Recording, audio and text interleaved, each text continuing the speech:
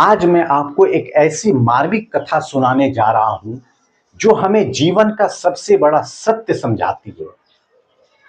मृत्यु और उसका स्वीकार, डेथ एंड इट्स एक्सेप्टेंस। ये कथा है किस्सा गौतमी की, एक साधारण स्त्री, लेकिन उसका दुख असाधारण था। Her only son died. Just think, what can be a bigger shock for a mother than the death of her child. सोचिए, एक मां के लिए उसके बच्चे का मर जाना ये कितना बड़ा शौक होता है किसी भी मां के लिए। She went mad in grief. वो दुख में पागल हो गई, caring her dead child in her lap. अपने बच्चे को गोद में लेकर she ran from house to house. वो घर घर जा रही है। समवन गिव मी मेडिसिन, कोई तो दवा दे दो, so that my child come back to life, ताकि मेरे बच्चे की जीवन बच जाए। उसका इकलौता पुत्र मर गया। सोचिए जरा, एक मां के लिए अपने बच्चे की मृत्यु से बड़ा आघात और क्या हो सकता है। वह शोक में पागल सी हो गई, अपने मृत बच्चे को गोद में उठाकर दौड़ी दौड़ी भाग रही है। कोई तो दवा दे दो, मेरा बच्चा को जीवित कर दो। लोग उसे दया और आश्चर्य से देखते। कोई कहता बेटा अब जीवित नहीं होगा, परंतु दुख में डूबी मां को यह सत्य स्वीकार था ही नहीं। इसी भटकन में उसे एक व्यक्ति मिला जिसने कहा, तुम्हें अगर सचमुच इलाज चाहिए तो भगवान बुद्ध के पास जाओ। और वहीं से शुरू होती है वह घटना जिसने न केवल किस्सा गौतमी का जीवन बदला, बल्कि हम सबको जीवन का गहरा संदेश देती है। यह कथा हमें सिखाती है कि दुख सबके जीवन में आता है, परंतु जो व्यक्ति दुख को समझकर धैर्य से स्वीकार करता है वही वास्तव में शांति और मुक्ति पाता है। Gautam Buddha 563 BC to 483 BC began life as a prince named Siddharth Gautam in northern India। यानी गौतम बुद्ध, जिसका जन्म 563 ईसा पूर्व में हुआ था, जिनकी मृत्यु 483 ईसा पूर्व को हुई थी। इनका जन्म उत्तरी भारत में एक राजकुमार के रूप में हुआ था। उनका नाम सिद्धार्थ गौतम था। वे साधारण नहीं थे, बल्कि जन्म से ही राजसी वैभव में घिरे हुए थे। At 12, he was sent away for schooling in the Hindu sacred scriptures, and 4 years later, he returned home to marry a princess। यानी जब वे 12 वर्ष के हुए तो उन्हें हिंदू धर्म के पवित्र ग्रंथों की शिक्षा के लिए भेजा गया। 4 साल के बाद वे लौटे शिक्षा ग्रहण करके, और एक राजकुमारी से उनका विवाह हुआ।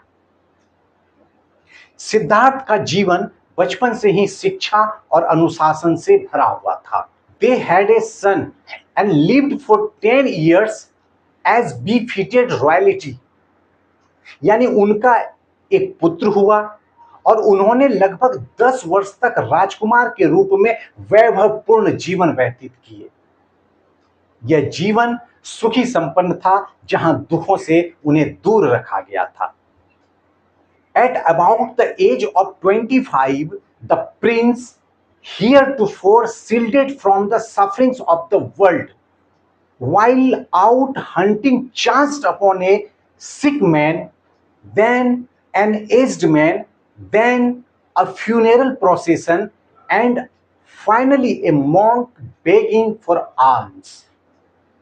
लगभग 25 वर्ष की उम्र में जब वे शिकार पर गए, तब उन्होंने पहली बार संसार के दुख देखे। एक बीमार व्यक्ति, एक वृद्ध व्यक्ति, एक शव यात्रा और एक सन्यासी जो भिक्षा मांग रहा था। इन 4 दृश्यों ने उनकी आत्मा को गहराई से झकझोर दिया। उन्होंने सोचा कि जीवन इतना दुख और अस्थिर क्यों है। These sights so moved him that he at once went out into the world to seek enlightenment concerning the sorrows he had witnessed। इन दृश्यों ने उन्हें इतना प्रभावित किया कि वे तुरंत संसार में निकले, यह जानने के लिए कि दुखों का कारण क्या है और उनसे मुक्ति कैसे पाई जा सकती है। यहां से सिद्धार्थ का जीवन पूरी तरह से बदल गया। वे साधक बन गए। He wandered for 7 years and finally sat down under a peepal tree where he vowed to stay until enlightenment came. यानी वे 7 वर्षों तक भटकते रहे और अंत में एक पीपल के वृक्ष के नीचे बैठ गए। उन्होंने संकल्प लिया कि जब तक ज्ञान प्राप्त नहीं होगा वे वहां से उठेंगे नहीं। यह उनकी अडिग तपस्या और दृढ़ संकल्प का प्रतीक है। Enlightened after 7 days, he remained the tree, the Bodhi tree, tree of wisdom, and began to teach and to share his new understandings. 7 दिनों के गहन ध्यान के बाद उन्हें ज्ञान की प्राप्ति हुई। उस पीपल के वृक्ष को उन्होंने बोधि वृक्ष नाम दिया और अपने नए ज्ञान को लोगों में सिखाना शुरू किया। अब सिद्धार्थ गौतम बुद्ध बन गए, जागृत और प्रबुद्ध। At that point, he became known as the Buddha, the awakened or the enlightened. यानी उसी क्षण से वे बुद्ध कहलाए, यानी जागृत और प्रबुद्ध। यह परिवर्तन केवल उनका नहीं था बल्कि पूरी मानवता के लिए ज्ञान की ज्योति थी। The Buddha preached his first sermon at the city of Benares, most holy of the dipping places on the river Gangas. Buddha ने अपना पहला उपदेश बनारस में दिया जो गंगा नदी के तट पर एक पवित्र स्थान माना जाता है। यहीं से उनके विचारों का प्रचार प्रसार आरंभ हुआ। That sermon has been preserved and is given here. It reflects the Buddha's wisdom about one incurable kind of sufferings. उनका यह पहला उपदेश आज भी सुरक्षित है। इसमें उन्होंने दुख के रहस्य और उसके समाधान के बारे में अपना ज्ञान साझा किया है। बुद्ध का उपदेश हमें यह सिखाता है कि दुख जीवन का हिस्सा है, लेकिन सही मार्ग से उसे समझा और पार किया जा सकता है। डियर स्टूडेंट्स, गौतम बुद्ध का जीवन हमें यह सिखाता है कि जीवन केवल सुख और वैभव तक सीमित नहीं है। सच्चा ज्ञान तब मिलता है जब हम दुखों को समझकर उसका समाधान ढूंढते हैं। दृढ़ संकल्प और एकाग्रता से असंभव भी संभव हो जाता है। याद रखो, ज्ञान केवल पढ़ाई से नहीं बल्कि जीवन के अनुभवों से भी मिलता है। कीसा Gautami had an only son and he died. कीसा Gautami का एक ही बेटा था और उसकी मृत्यु हो गई। यह जीवन का सबसे बड़ा दुख है, अपने बच्चे को खो देना। In her grief, she carried the dead child to all her neighbors, asking them for medicine. And the people said, "She has lost her senses. The boy is dead." शोक में डूबी कीसा गौतमी अपने मृत बेटे को गोद में उठाकर हर पड़ोसी के पास दवा मांगने गई। लोग बोले, यह अपना होश खो बैठी है, यह पागल हो चुकी है, बच्चा मर चुका है। गहरे दुख में इंसान कभी कभी वास्तविकता को स्वीकार नहीं कर पाता। At length, कीसा Gautami met a man who replied to her request, "I cannot give thy medicine for thy child, but I know a physician who can." अंत में उसे एक व्यक्ति मिला जिसने कहा, मैं दवा तो नहीं दे सकता, पर मैं ऐसे वैद्य को जानता हूं जो आपकी मदद कर सकता है, आपके मृत बच्चे के अंदर प्राण डाल सकता है। जब हम दुख में भटकते हैं तब कभी कभी कोई राह दिखाने वाला सामने आ ही जाता है। And the girl said, "Pray tell me, sir, who is it?" And the man replied, "Go to Sakyamuni, the Buddha." Gautami ने पूछा, कृपया बताइए महाशय वो कौन है? उस व्यक्ति ने उत्तर दिया कि साक्यमुनि बुद्ध के पास जाओ। जीवन के गहरे प्रश्नों का उत्तर साधारण इंसान नहीं बल्कि ज्ञानी संत ही दे सकते हैं। कीसा Gautami repaired to the Buddha and cried, "Lord and Master, give me the medicine that will cure my boy." कीसा Gautami वो बुद्ध के पास पहुंची और रोते हुए अपने हाथों को जोड़ते हुए कही, प्रभु मेरे बेटे को ठीक करने वाली औषधि दे दीजिए। दुखी इंसान आशा की आखिरी किरण भगवान या ज्ञानी पुरुष में ढूंढता है। The Buddha answered, I want a handful of mustard seed. And when the girl in her joy promised to procure it, the Buddha added, the mustard seed must be taken from a house where no one has lost a child, husband, parent or parents. Buddha ने कहा, मुझे केवल एक मुट्ठी सरसों के दाने चाहिए। खुश होकर किस्सा गौतमी ने वादा किया कि वह उन्हें लाएगी, लेकिन बुद्ध ने शर्त रखी कि यह दाने उसी घर से लाने होंगे जहां कभी किसी की मृत्यु ना हुई हो। बुद्ध ने सीधे उत्तर तो नहीं दिए, बल्कि अनुभव से जीवन का सत्य सिखाने का मार्ग चुने। Poor Kissa Gautami now went from house to house, and the people pitied her and said, here is the mustard seed, take it. But when she asked, did a son or daughter, a father or mother die in your family? They answered her, alas, the living are few, but the dead are many. Do not remind us of our deepest grief. अब किस्सा गौतमी घर घर गई। लोग दया करके सरसों के दाने दे देते, लेकिन जब वो पूछती क्या आपके घर में किसी की मृत्यु नहीं हुई है, तो लोग कहते, अरे जीने वाले तो कम है, मरने वाले बहुत है। हमें अपने पुराने दुख की याद मत दिलाओ। मृत्यु एक ऐसा सत्य है जिससे कोई परिवार अछूता नहीं है। And there was no house, but some beloved one had died in it. ऐसा कोई घर नहीं था जहां किसी प्रियजन की मृत्यु न हुई थी। मृत्यु सार्वभौमिक सत्य है। Death is the ultimate truth of life. यह सबको छूती है। किस्सा Gautami became weary and hopeless and sat down at the wayside watching the lights of the city as they flickered up and were extinguished again. किस्सा गौतमी थक कर निराश होकर शहर की ओर देखने लगी। उसने देखा कि दीपक जलते हैं और फिर बुझ जाते हैं। जीवन भी दीपक की लौ की तरह है जो जलती है और एक दिन बुझ जाती है।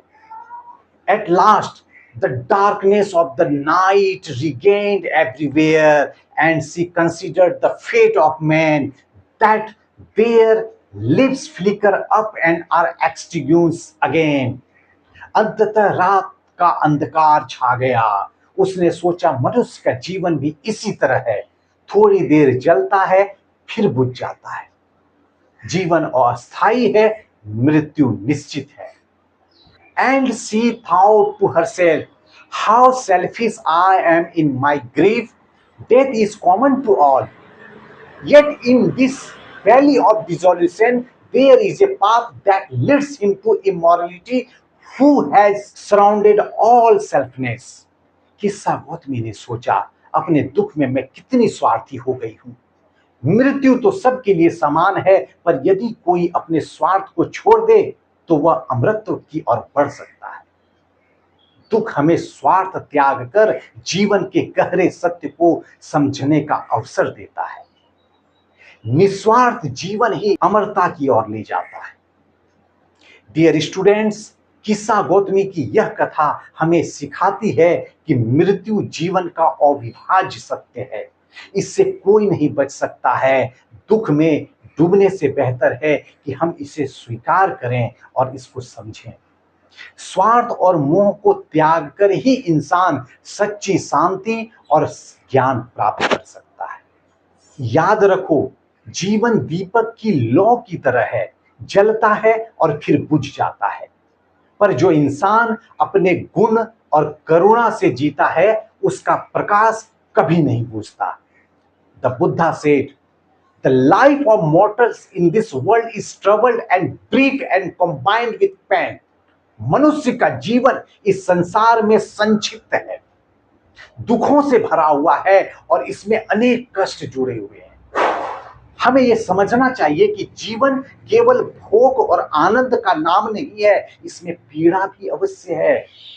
For there means by which those that have been born and can avoid dying. After reaching old age, there is death. Of such a nature are living beings. जो जन्म लेता है वो मृत्यु से बच नहीं सकता। वृद्धावस्था के बाद मृत्यु निश्चित है। यही जीवों का स्वभाव है।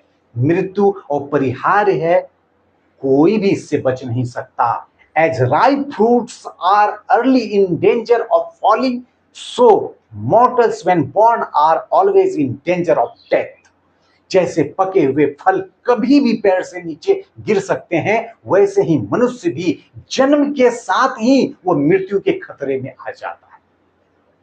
जीवन अस्थायी है, हमें हर क्षण को मूल्यवान मानना चाहिए। As all earthen vessels made by the potter and in being broken, so is the life of mortals. जैसे कुम्हार के बनाए मिट्टी के बर्तन अंततः टूट ही जाते हैं, वैसे ही मनुष्य का जीवन भी नाशवान है। शरीर मिट्टी के बर्तन की तरह नश्वर है, पर आत्मा को शाश्वत मानकर जीना चाहिए। Both young and adult, both those who are fools and those who are wise, all fall into the power of death. All are subject to death. चाहे युवा हो या वृद्ध, चाहे मूर्ख हो या बुद्धिमान, सब पर मृत्यु की सत्ता समान है। मौत सबको आनी है। मृत्यु सबके लिए समान है, इसमें कोई भेदभाव नहीं है। Of those who overcome by death depart from life, a father cannot save his son nor kinsmen their relations. यानी जब मृत्यु आती है तब पिता अपने पुत्र को नहीं बचा सकता, ना ही कोई रिश्तेदार अपने सगे संबंधी को बचा सकते हैं। मृत्यु के समय कोई साथ नहीं जाता, केवल हमारे कर्म ही साथ चलते हैं। Mark, while relatives are looking on and lamenting deeply, one by one mortals are carried off like an ox that is led to the slaughter. देखो, जब कोई मरता है तब रिश्तेदार रोते हुए देखते हैं और मृतक को ऐसे ले जाया जाता है जैसे वध करने के लिए बैल को ले जाया जाता है।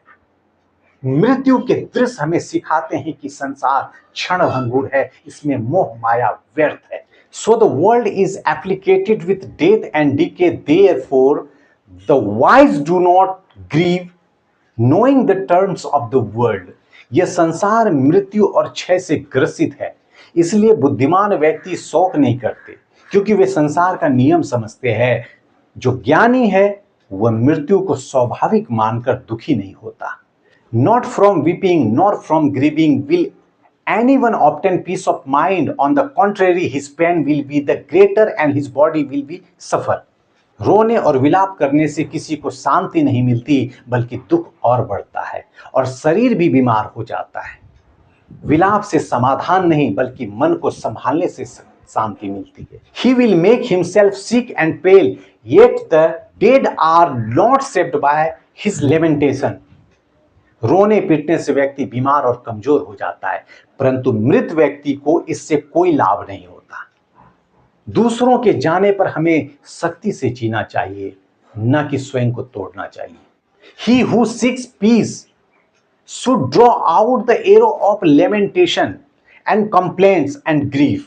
जो शांति चाहता है उसे शोक, विलाप और शिकायत के तीर को अपने हृदय से निकाल देना चाहिए। दुख से बाहर आने का पहला कदम है शिकायत करना छोड़ दें और रोना छोड़ दें।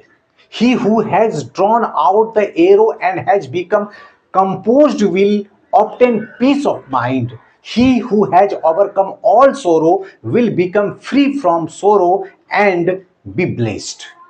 जिसने इस शोक के तीर को निकाल दिया और संयम पा लिया, वही सच्ची शांति प्राप्त करता है। जिसने दुख पर विजय पा ली, वही मुक्त और धन्य हो जाता है। सच्चा सुख रोने में नहीं, बल्कि त्याग और संयम में है। बुद्ध का यह उपदेश हमें सिखाता है कि मृत्यु निश्चित है, विलाप से कुछ नहीं बदलता। हमें अपने जीवन को सत्य, करुणा और धैर्य के साथ जीना चाहिए। जो शोक से ऊपर उठ जाता है वही सच्चा संत और धन्य जीवन जी सकता है।